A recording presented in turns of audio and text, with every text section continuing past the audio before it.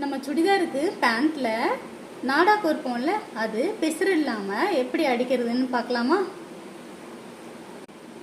2 cloth, அந்த சுடிதார் நம்ம அப்படி தானே ஜாயின் பண்ணுவோம். இப்படி பேண்ட் பீஸ் எடுத்துட்டு அதில் இந்த இடத்துல கொஞ்சமாக ரிவர்ஸ் ஸ்டிச் போடணும். இங்கே 1 இன்ச்சு கேப் விட்டு 1 or 1.2 இன்ச்சஸ் கூட நம்ம விட்டுக்கலாம். நல்லா இப்படி ஒரு கேப் விட்டுட்டு இதை அப்படியே ஸ்ட்ரைட்டாக ஒரு தையல் போட போகிறோம். தெரியுதா?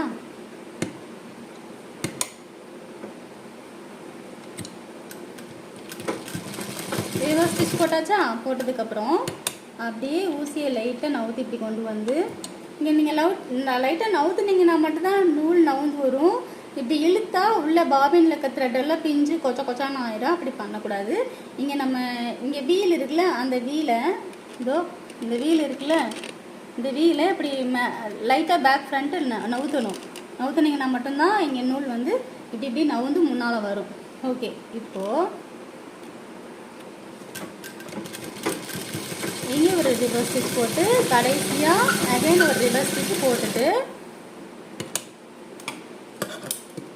நம்ம டபுள் தையல் போட்டுக்கலாம். இந்த இடத்துல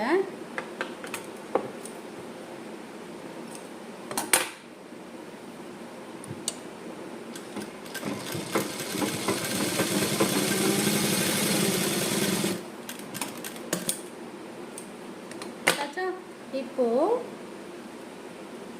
இதை பிரிச்சா இப்படி வரும் அண்ட் இப்படி இருக்கும். ஓகேவா? இப்போ இந்த கிளாத் இருக்குல்ல, இதை இப்படி 2ஆக மடக்கிறோம்.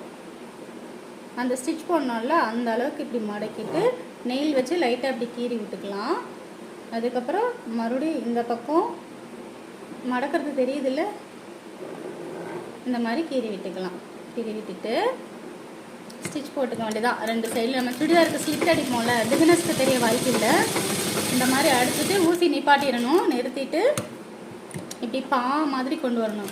தையலை பா மாதிரி கொண்டு வந்து அகைன் ஊசியை நிப்பாட்டிட்டு அப்புறம் அப்படியே நேராக வந்து ஒரு ரிவர்ஸ் ஸ்டிச் போட்டுறணும். அதுக்கப்புறம்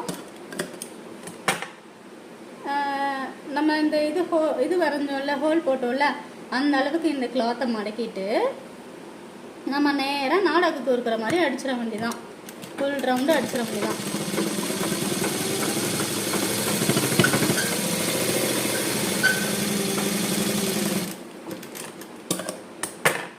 அவ்வளோதான். தெரியுதா? ஓகே, ட்ரை பண்ணி பாருங்கள். மறக்காமல் சப்ஸ்கிரைப் பண்ணிக்கோங்க. யூஸ்ஃபுல் டிப்ஸ் நிறையா வரும்.